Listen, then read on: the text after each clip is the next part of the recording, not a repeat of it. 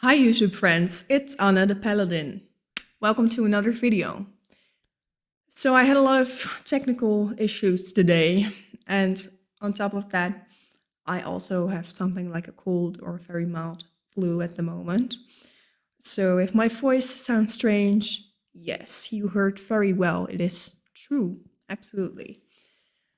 So what do I want to talk about today? I want to talk about INFJs and making friends. INFJs and feeling connected to other people, and like how INFJs can create new relationships with people. Because one thing is for certain, and that is that INFJs really need to have friends, also close friends, people that they really trust, people that they feel close to. But I mean, like, for anybody, basically, it can be the case that sometimes you don't have someone or more than one person like that in your life. And there's also the stereotypical thing that INFJs find many people very shallow, or they have the feeling that they cannot connect with many people because they feel so different. So that's one aspect of it.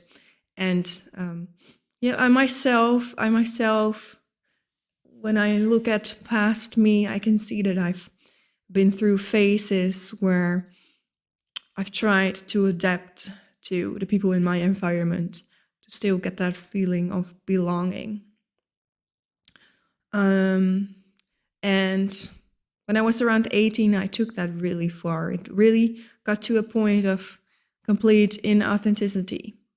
And I was really unable to make friends in that situation, like real friends, because people couldn't really find anything in me to connect with, probably because I wasn't showing anything real about myself.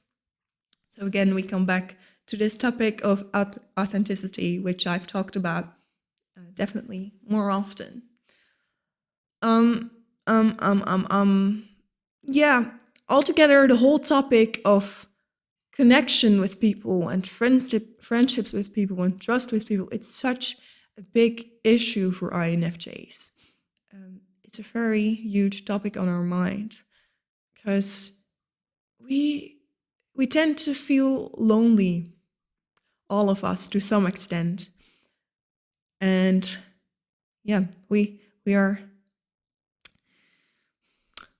And in essence, that has to do with our lack of self-awareness, a lack of perception of who we are ourselves. So a lack of connection with ourselves. And the cliche thing is to say, like, you need to find something within yourself first before you can find it in others. And that, like, connection with yourself is one of those things, but feeling connected to ourselves and feeling like this is who I am, that's really hard for INFJs. So because of that, we are always, to some extent, doomed to feel some loneliness. On the other hand, we can also really deeply connect with people and really appreciate when we feel like we have found kindred souls, and if we have people that we feel are loyal to us. I have quite a lot of people like that, and I really appreciate that they are there, but many of them are living further away and such things. So for me, it's also, loneliness is part of my life, I would say. And I think it's just, talking about loneliness, I think I associate that with being a loser, kind of, but I think it's just a normal human feeling because we are made to live very close together, to live in tribes, and our current society is very split up. You're very isolated from each other. So I think many people experience loneliness to some extent, but INFJs, they get a bit extra of that in general. So okay, being around people, having close friends, that kind of stuff is really important to INFJs. That was the summary of that. And this whole topic of relationships with other people and connection is a big deal to us. It has been a big deal to me, for sure. Ever since I was a teenager, I would say. So people on YouTube, for example, C.S. Joseph, he is always saying that INFJs should go out there and make friends and be around people, that kind of stuff. That we shouldn't spend too much time at home alone because that's not good for us. But like, I myself struggle with that kind of advice because it doesn't really tell you what to do. Like how do I make friends? And you get these very cliche advices on the internet when you look up stuff about that, probably in videos too, like go start a new hobby or something. But I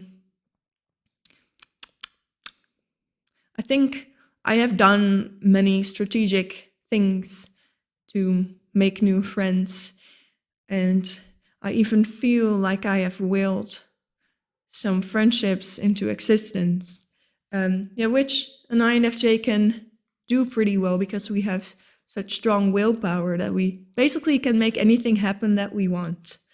But if you just will something into existence, there is again lacking this authenticity in it, because it's like you have to make up a situation as if you are a kind of god, that you have to decide which person is the right friend for you. So also from this way of thinking comes the idea, like, which type would be the best friend for me.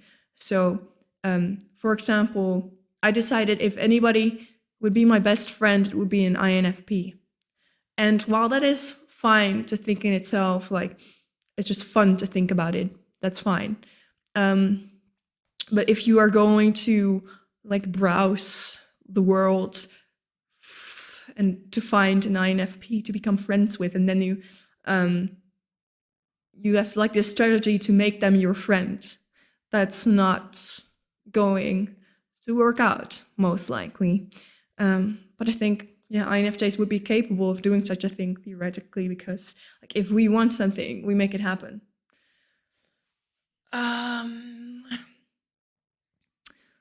But there is something to say for us INFJs to let go of control more in these kind of things. So there are some steps that you should take as a person if you want something. It's not like you should just stay at home on the couch and wait for things to come to you. But it's like putting your wish out there, kind of living in accordance with that wish, but then putting the outcome into the hands of the universe, so to speak. So what does that look like in friendships? And by the way, this probably also counts for romantic relationships.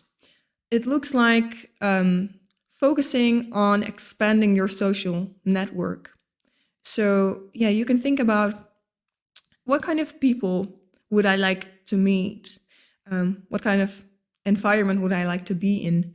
And based on that, you can decide to join events or join groups, join sororities. I think that's what it's called. Like go to yoga class, join book clubs or a sports activity. And when you go there, just put the emphasis on getting to know people. It doesn't matter if you have a special connection with anyone, because it's not up to you to create that. It's kind of the universe that brings everything together to make that happen. And it's just your task to put yourself out there and be, and like enjoy yourself and be around people. And the same person that I was talking about before, C.S. Joseph, I commented on one of his videos and I said a little bit about this, and then he kind of dismissed my idea.